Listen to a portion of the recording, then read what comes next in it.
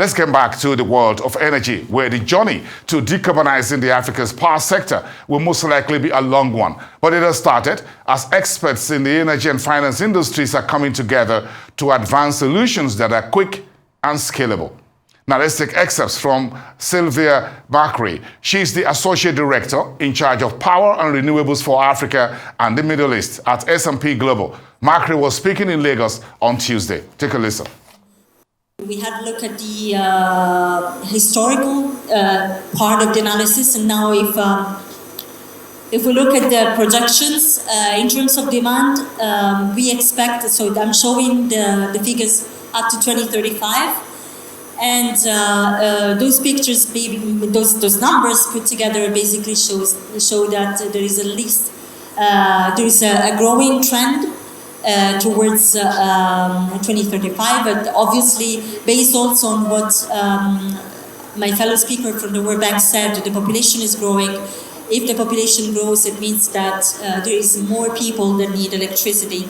But these projections are basically on a consumption. The assumption is that the consumption per capita of the African people is relatively low.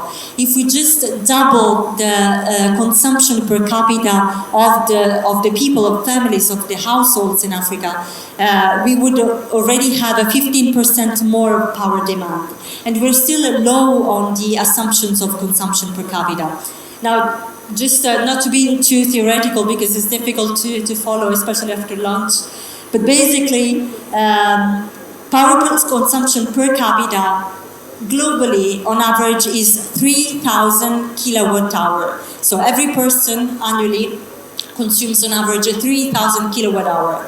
And this is low because in some countries in Europe, in North America, that number gets as high as 10, 12,000. You know what it is, that number for Africa? Just sub-Saharan Africa without considering the North. Well, it's 500 kilowatt hour. So we are far below the global average and much even lower than countries such as, I don't know, some European market. So there is a lot of potential. That demand, those projections can be much higher if we assume a consumption for each and every one of us much bigger than those 500 kilowatt hour that are barely, needed for the basic needs of a person or a household. Moving forward, hopefully, there you go. I have the power generation outlook here, which more or less reflects the power demand projections.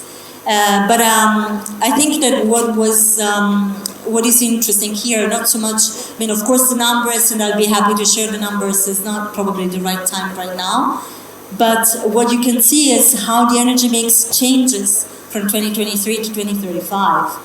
That black at the basis, which is coal, is going down because all the power plants relying on coal right now are being decommissioned. So they're being taken out of the grid, they're being shut down.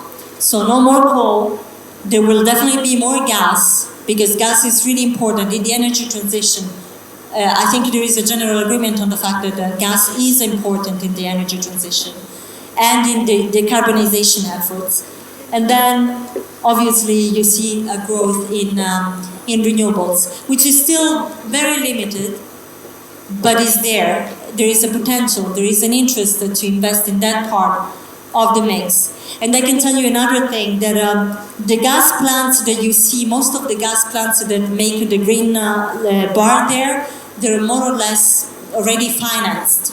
They are being built or they're relatively new, so they will still be there in 2035. The new investment is the investment in renewables. Those are the new projects that are being installed and that are looking for financing.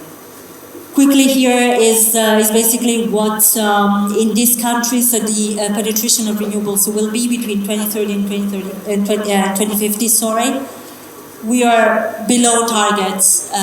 There needs to be much more effort towards the implementation of these projects. We're being cautious here, probably a little bit pessimistic, but it just shows how much more can be done. The next interesting slide, I guess, for you, just making a quick calculation of what those additions that you saw in the charts before mean in terms of how much investment is needed. Well, between now and 2035, the renewable projects, I'm just focusing on wind and solar, that translates into, based on our CapEx assumption, that translates into $65 billion of new investment. So only those little, those little additions here and there of solar and wind, those account for $65 billion. But together with the 65 billion number, I want to give you another two numbers. That even though we have a little bit of coal and some gas being added to the energy mix between now and 2035, so that small amount of gas and coal requires $77 billion of investment. So more than solar and wind, probably because of the volume, of course, but it is not really there, because if we look at the overall additions, we talk about half renewables and half oil and gas. So more or less the same amount of additions, but oil and gas is more expensive and coal, first. Second, solar and wind, once you install the project, you need to operate the plant, but that's it. When you invest in gas, oil, coal, you have to spend money on the fuel. You have to buy gas, you have to buy coal, and oil if needed.